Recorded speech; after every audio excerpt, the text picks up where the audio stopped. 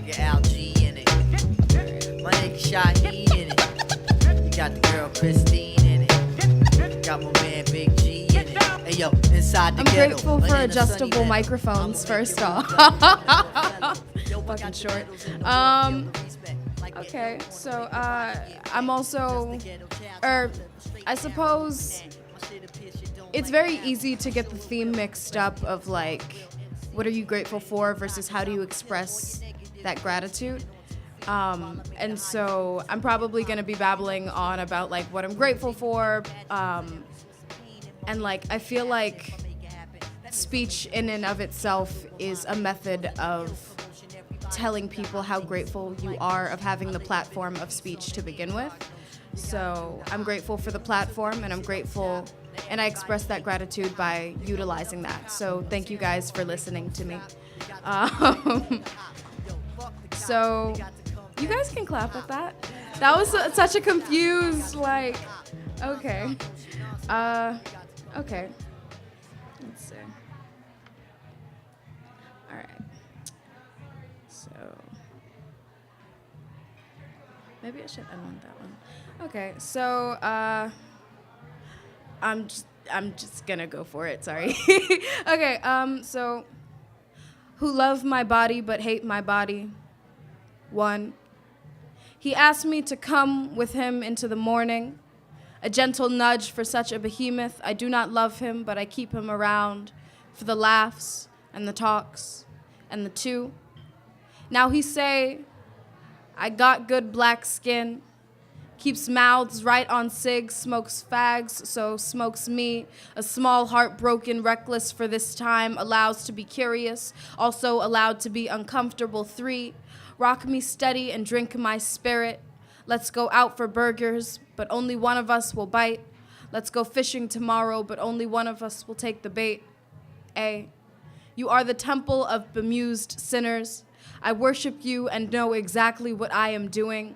My mind is clear. I prayed for this. B, I will not lie without you.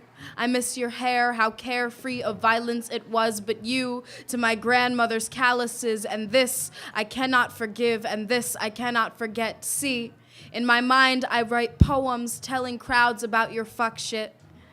About your hair and my hair and how you lose me in the dark, but I remember how we sang together and how you laugh, and suddenly and without warning I do not know what I am doing anymore. I do not know whose body I have been given myself permission to love, and really, do I have the right to put myself through all that, to laugh with strangers and take their beds and make them remember my teeth and my politics, only to not remember which one of us left first? So that was that one.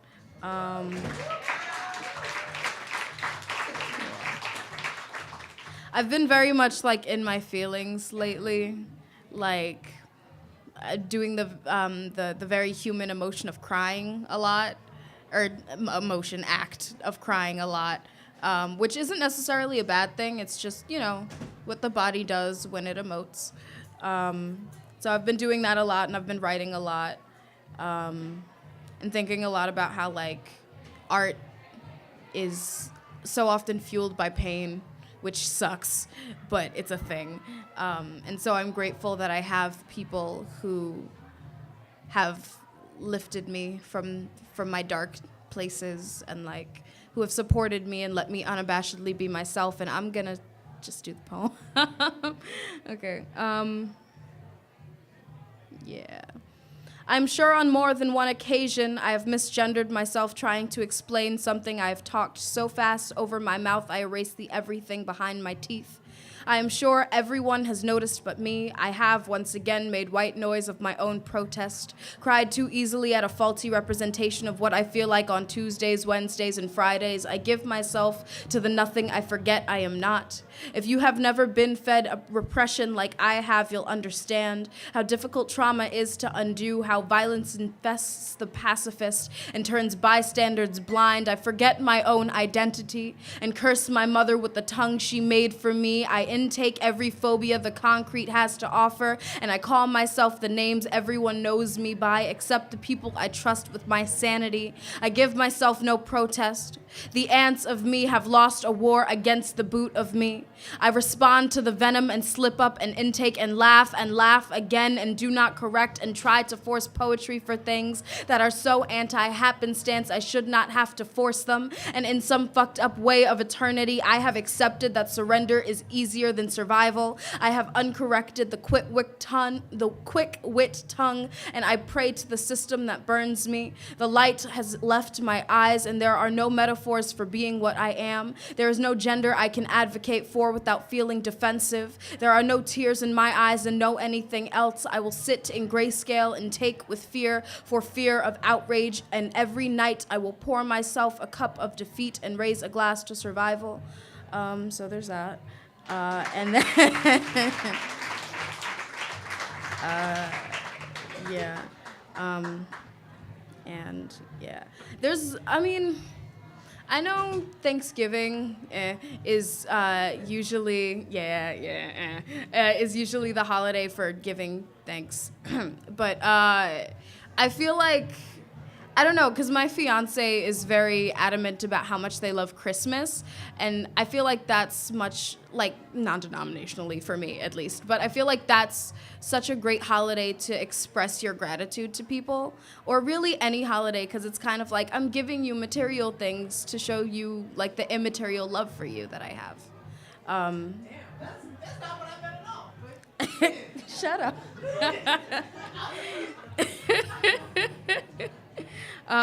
Yeah.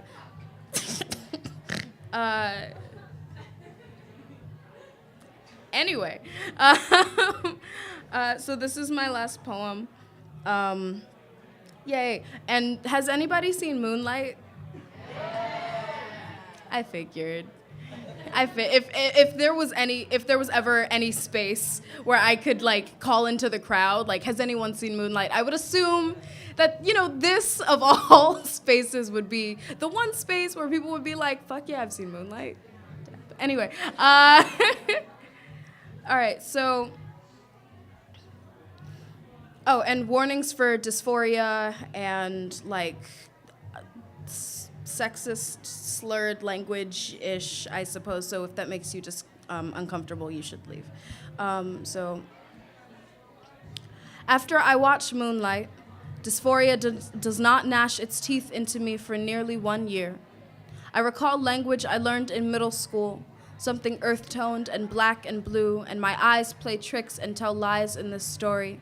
My chest is a syringe in this story, which has pushed itself onto me. I am a different man with each room I step into, so perhaps it is the soft light that cast a dagger from the back of my tongue to the skin of my teeth. Perhaps it was the light that made dysphoria deem me a new god, a dirty, guilty lover, would not let me go. Perhaps it was the ground that shattered my teeth and made me a man or my cunt, or the fire in my belly. In high tides, my face changes. It goes mythological like I do. All my expression invisible, head hidden, and in my heart, I know I am the black piano key. Blank space that think it got a say in what the body do, or how my mind reacts, or how my body does. Thank you. Give it up for Aaya Perez, y'all.